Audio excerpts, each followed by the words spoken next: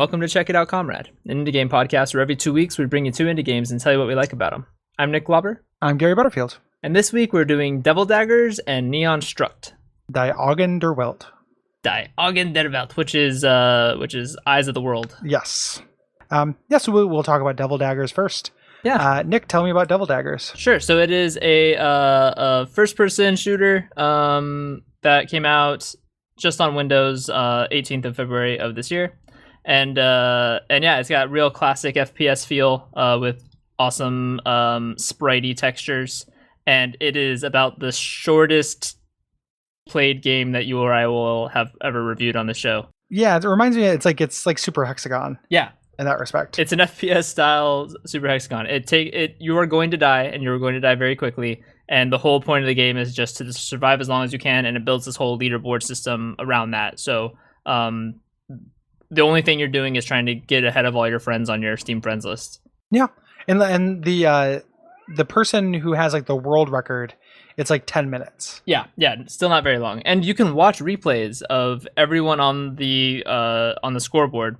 And it doesn't look like anybody's like hacked their way to the top or anything either. So yeah, it seems legit. So that's neat. You can kind of get a sense of what people are doing right that you are not by watching other people play. Mm-hmm. But it's very simple. You just have left click to if you hold it down, you shoot like this stream. It's like bloodstream, and if you just click it, you get kind of the shotgun burst. They're clearly daggers, Nick. I am sorry, they're daggers. Okay. You pick up Devil Daggers. Yeah, you pick up a dagger right at the start to initiate the game. But then there's just all sorts of spawning stuff around you. Typically the first couple things that come out are just skulls out of these like big coffin things that have a point that you can hurt them on.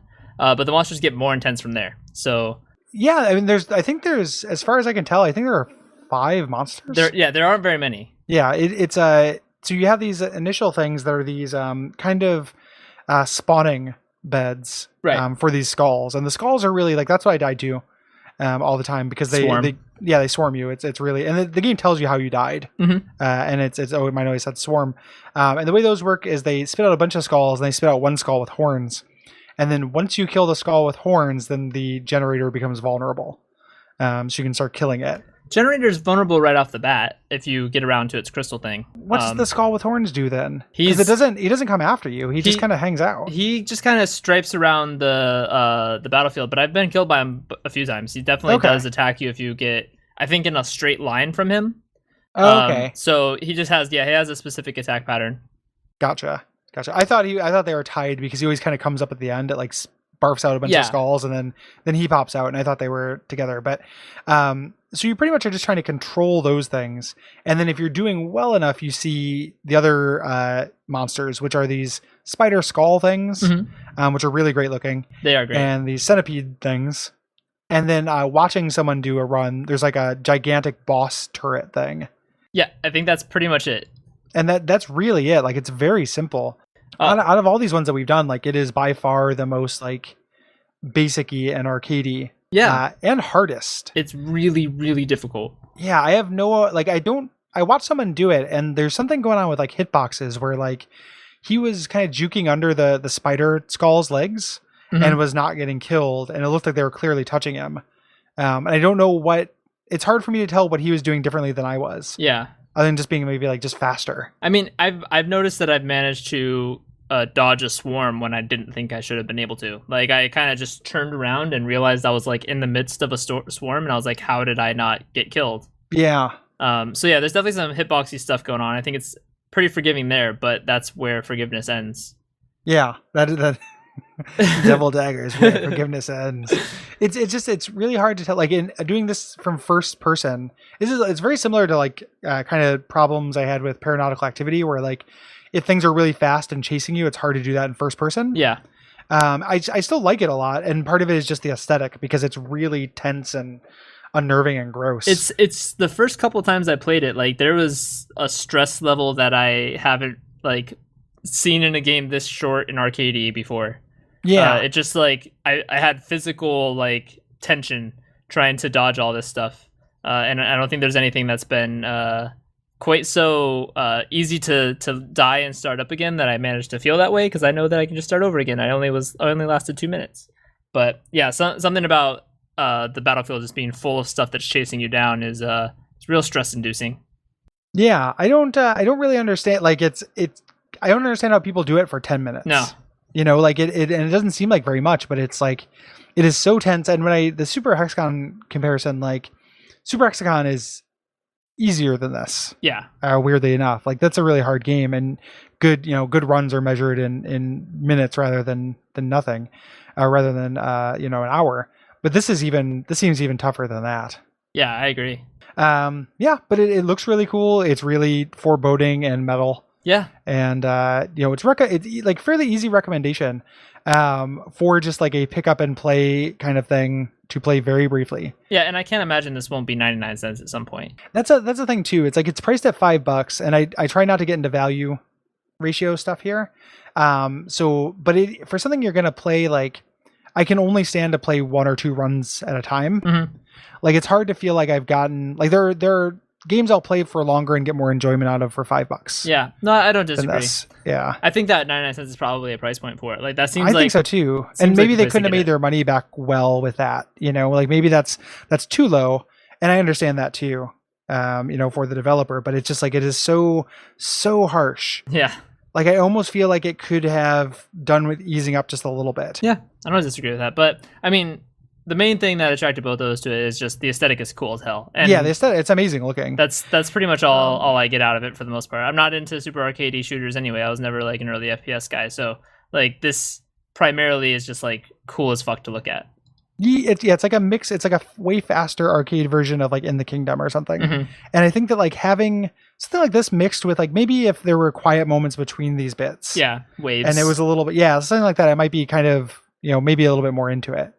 But it is like I'm reading, like looking at a review right now, and the reviewer who has put a bunch of time into it, his top time was 115 seconds. Wow. It is so quick that it is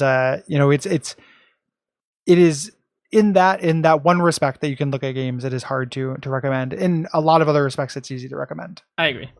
So it is this kind of I didn't really realize this. We didn't do this on purpose, but it's kind of like the visually stylish pairing for this episode.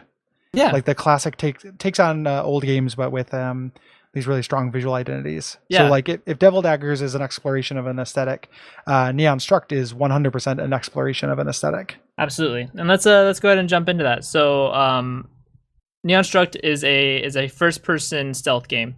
It came out on Windows, Mac, and Linux in May of 2015.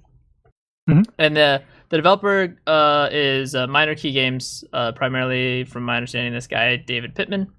And and yeah, it's just a real like low polygon art style, and the gameplay is very like Deus Ex inspired. Like it's a stealth game but without weaponry, and a lot of routes to go through to get through a level. Yeah, it's the same people. So this is the same company that made Eldritch. This is their follow up to Eldritch. Interesting. Yeah, I didn't notice that. They did a couple of super small games in between there, but this is their next major release, and like that's from the huge BioShock 2 out. Like all of the indie games that came out of BioShock 2 were really great, right? For those developers. So this is one of them, and you can see that kind of like influence there. Mm-hmm.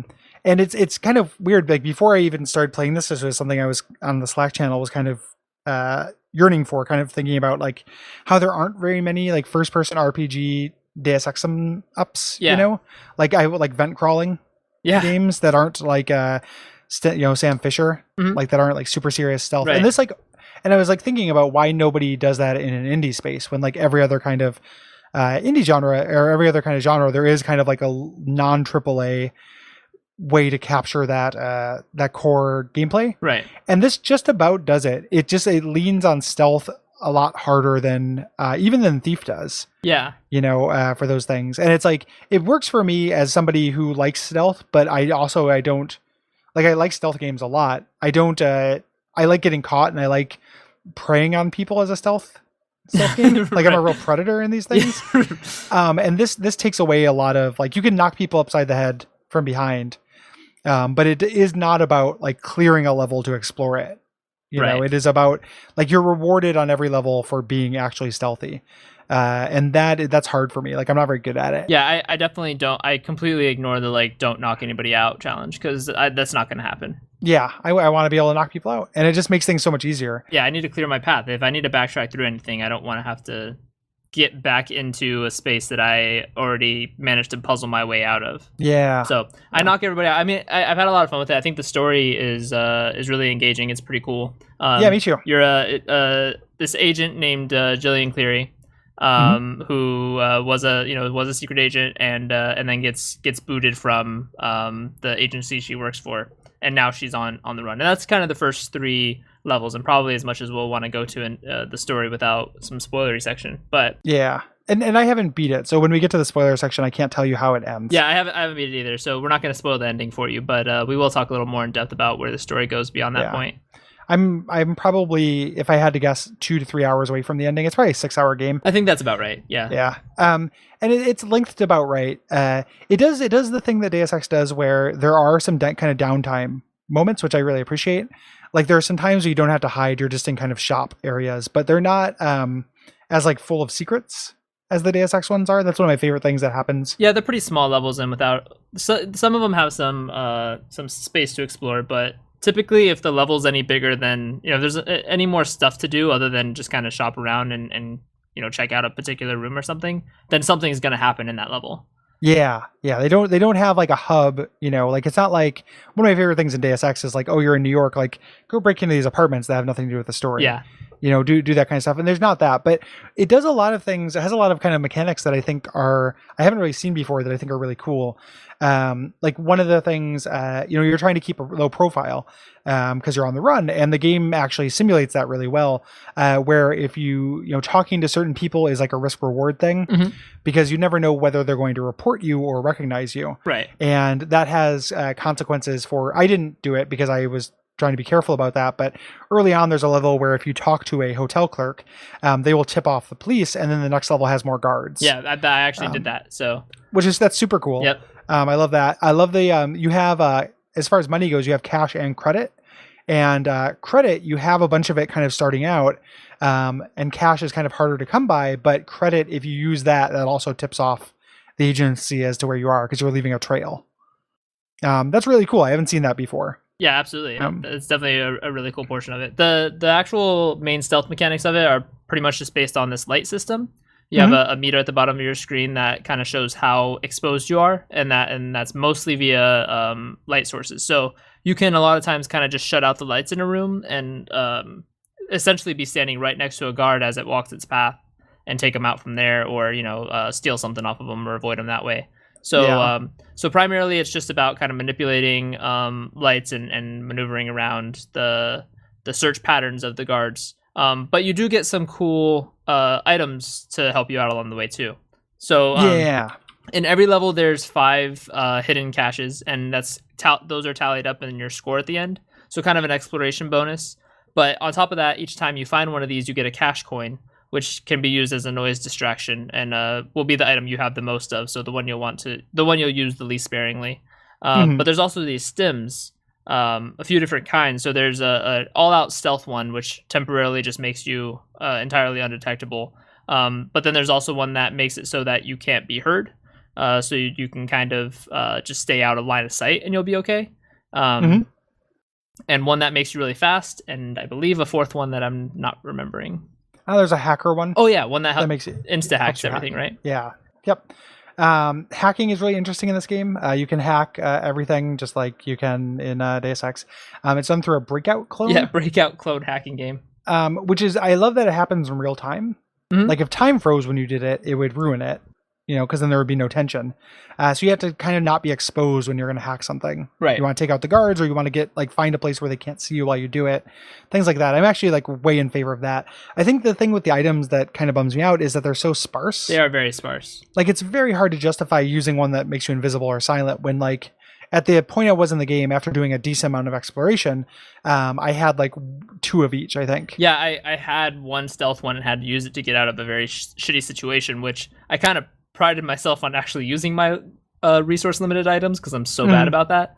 Yeah. But yeah, then I didn't have that get out of jail free card anymore. So if I ever got into the same situation, which I'm probably going to because I'm not very good at stealth games, I'm going to be, shit out of water. But shit out of water.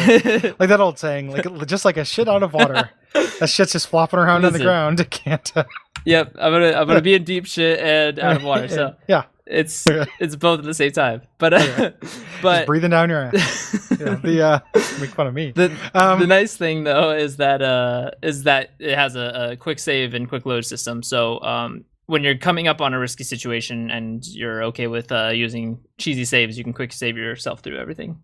Yeah, I ended up using that. I use it a lot, quite a bit. Yeah, just because I don't like replaying things, and getting caught is pretty harsh. The way that those items are sparse is there's at least like a little bit of like a weird, interesting interplay there, because the way you get more of them is by fully exploring the level. In order to safely explore the level, you have to use more items, unless you're really good, right? Or really patient. So like they do kind of end up balancing out. It's not like I don't think they're well balanced. I just wish that I had kind of a little bit more of like a verb set for a little bit more agency or incentive to use that stuff. And I think that's probably my one kind of limiting element in this game. Whereas in Deus Ex, Deus Ex hooked the shit out of me. That game is perfect. Well, it's the greatest game of all time. It's like literally it's perfect. Really up there. But it just feels like the main core piece of gameplay that this is missing, being inspired by a game like that, is that there's no range takeout. There's no actual combat. So in terms of just the the level exploring and the stealth element, the fact that it's solely stealth and there's no combat way of doing any of the level stuff really limits your verb set. And if stealth isn't your game, if you're not a huge stealth person, if Thief wasn't your favorite thing in the world, then this might catch you off guard there. Like, because it's 100% a stealth game. Mm-hmm. And even Thief, you have a sword, you have arrows to shoot people from a distance. If you headshot them, you can knock them out. Right. Like, Thief has more combat than that. Thief had less than Deus Ex. This has even less than that. Yep. So it's not, it does answer part of my question where it's like, hey, I have to get in this building. There are a lot of different routes into the building. There are hacking and kind of, sneaky ways in, but there are not that third option. Exactly. Which is kind of a bummer for me, but I don't think makes the game worse. No. Yeah. I think if you're a stealth guy, like, this is great. This is probably a 100% must play. I can't get us totally out of it without talking a little bit about the aesthetic part, which is just like really great. Like, the lo-fi part is really cool, but just the neon lights everywhere, the way the characters are represented as neon lights, and the soundtrack. The soundtrack's so good. It's really good. It's actually like there's a band that's called the Home Conversion that does the soundtrack. A band I am going to go check out after this, because it's like lyrical kind of pop versions with using some of the sound palette from Hotline Miami, like that kind of like super lush 80s synths. Yeah. I love it. Like, it's one of my favorite things. And I love that, like, you'll go into places where people have radios on where they're playing this, and you can just walk up and turn it off if you want. Yep. Like, and it just makes everything like spooky and silent. The music that plays when you get caught is really perfect. The music that plays when you boot up the game purposely quotes Deus Ex. Like, the little plinking synthesizers there are very similar to the UNATCO theme. And I think that's intentional. It is a real love letter to that kind of like a cyberpunk in the kind of big over the top 80s version of cyberpunk. Absolutely agree. Which I really love. Like, that's an aesthetic I respond to. Yeah, I'm a fan. So yeah, I totally super recommend the game. I'm really enjoying it. I hope that I manage to find time to finish it up, even though it's pretty, like, it is only, like you said, probably 7-8 hours probably. Or even maybe a little bit less. But each level feels really like a big time commitment. Well, it's also it's similar to like Devil Daggers, and that's tense. Exactly. Like, stealth is tense, and it's not like it's instant fail when you get. And the thing I'm worried about in knowing about what comes later, and this isn't strictly a spoiler, but like, start off with people with melee weapons, so you can run away, and then they get guns, and then I've seen screenshots like right on the website of these mechs. And it feels like they're just upping the stakes for getting caught as the game goes on, which I am kind of bummed out by. Yeah. Because it's, as of now, in the beginning of the game, if you get caught, you can run back somewhere, do this really satisfying little slide, which is directly lifted from Eldritch. Like, I think this is the same engine. That's true, yeah. You do this like real fun little slide, get under something and hide out, and it's really satisfying. But if that thing's just going to gun me down and getting caught equals death, I'm just going to end up save scumming throughout the whole thing. Right. And I hate being caught equaling death. Like, that's the worst thing to my mind that a stealth game can do. Yeah. I think it's plenty enough that they already just ding your score. Like that should be what it is. Totally. It comes. It's like it's like the human resources machine thing. Like make it a gradient. Don't make a failure success be a binary. Where it's just like you either failed or didn't. Make it like something where like for people who want to engage in the systems of the higher level play, reward them, but don't punish the people who are just tourists and just want to get through it, especially something that's narrative focused. Yeah, like that's exactly. Not true. Human resources machine, getting through it's still a puzzle, but like you're not going to try to get through human resources machine to see the story. Right. I really very much want to see the end of the story, but I'm worried that I'm just going to end up having to save scum it really bad because it's just going to get like that. On one of the screenshots, there's a plane. God, I hope that plane doesn't fly over areas and like shoot you. Like I don't need that level kind of lethality for a stealth game. Yeah. At least my perspective. I agree on that. So yeah, I will say I'm pretty sure that there is a pretty wide gamut difficulty selector at the start of the game. Yeah. I don't know if that's something you can manipulate like in the middle if you've decided it's now gotten too hard for you, but yeah, there is sort of just like a narrative mode where you're really at almost no risk, if none at all, to have a fail state, so you can just get through the story if you want to. But I mean, I do enjoy the stealth. I just don't want the difficulty to get so out of hand that what little stealth ability I do have, and the stress level I already have in the current levels, I don't need that to be multiplied many times over. Yeah, I would love it if like when games have difficulty meters, I really feel like you should only really do a difficulty selector if you can change it mid game. Yeah. Because at the beginning of the game, you're doing tutorial shit. You have no conception of what normal or hard means. Right. So like it's asinine to not be able to let you change it in the middle of the game. And we don't know if that's true, so we're not dinging this game for that. Yeah, totally. I'm just kind of ranting about it in general. I feel like most games have fixed that, but that's definitely sort of a mostly a problem of the past. It seems like that was something early games did a lot of, and people sort of realized how stupid that was. Yeah. Yep. So yeah, hopefully you can change it anytime. Yeah. So we just have a couple of stories a couple of spoilers about where the story goes, without much there. So if you like this show, you can rate and review it on iTunes. You can kick us a couple bucks at patreon.com/Duckfeed.tv. Both of those things are appreciated. And Slack always, of course, we have some rewards for you, including our Slack channel, which we talk about a lot. You can come chat with us. We're always in there hanging out and talking about games. Gary's in like 5,000 channels, but I'm mostly in the one. So yeah, I'm mostly in all of them. Yeah. And that's just a mere $2 a month. And then the other thing you can do is tell friends about it, which is really appreciated. Right. And then you can come hang out with us or make suggestions on our social media points too, on facebook.com/checkitoutcomrade or at Comrade Podcast on Twitter, and the submission form at Duckfeed.tv/ Contact. Yes. Thank you. No problem. Quick admin note. We're taking a skip episode because I'm going to be in Illinois. Yes. And I don't want to have to worry. I'm already getting ahead for Watch Out for Fireballs. I don't want to worry about playing 6 games instead of like 3 or 4. So right. Next time we usually have an episode where there's not going to be one, and then we're coming back after that with 80 Days and the Howler. Yeah. So we'll do some mobile games, some stuff that Gary might be able to get ahead on while he's on vacation, although we're not trying to eat up too much of his vacay time. And then after that, we'll be back with some bigger games again that are as of yet undecided. Yes. Big year for this stuff. I forgot. And I think December Divinity 2 comes out. Yeah, so I'm excited about that. Luckily, we lucked out on this one. Torment 2 is getting pushed out to Q1 of 2017. That's nice too. But we do actually have a date. I was afraid it was going to come out this year, and I'd have no time to figure out what the hell we're going to insert it. So right at the start of a new year is a good time because we like to get sort of some stuff wrapped up and then enter the next season big.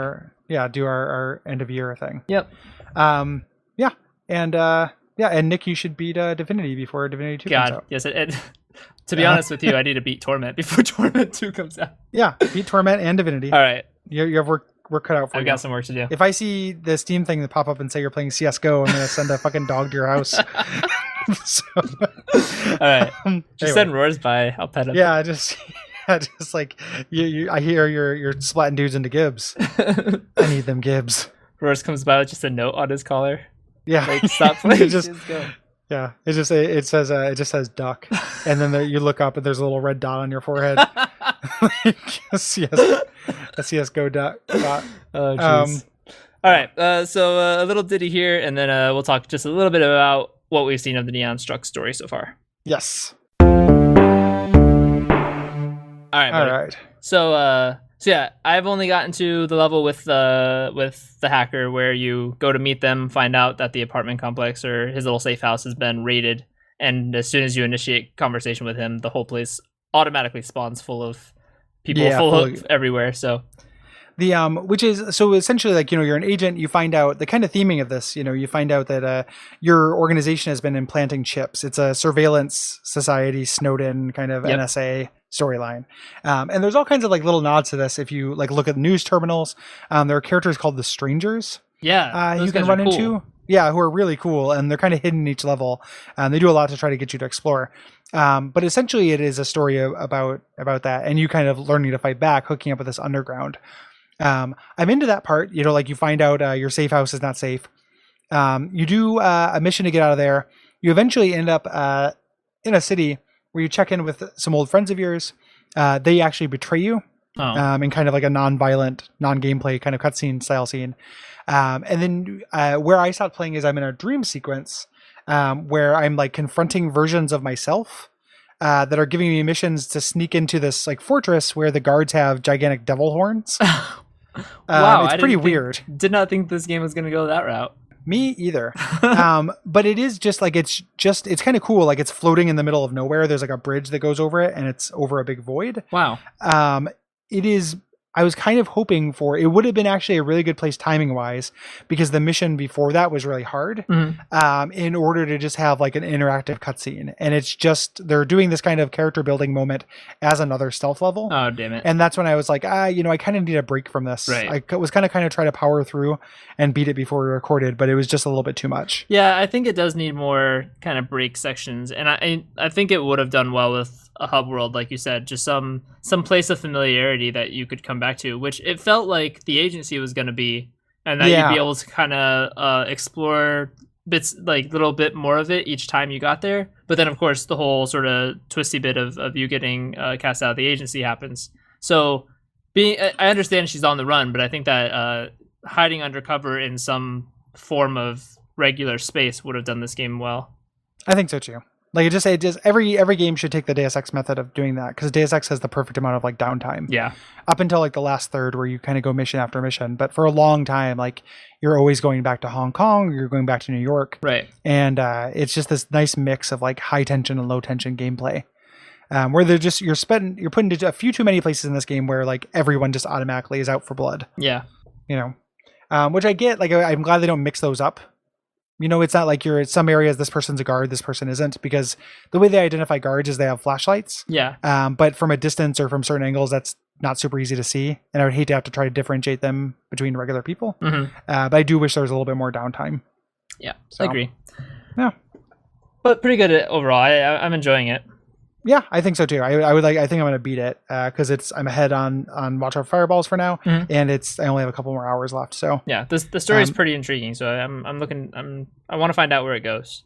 I dig it, and also I like listening to it. Yeah, like it's an aesthetic I like being in. And I like Eldrick a lot too. Like I like this guy and I want to support this company. There was one song playing on the radio that I was just like, oh geez, this is a Gary song. Yeah, like it was so good. Yeah, they're real jams. The soundtrack I found it on YouTube, nice.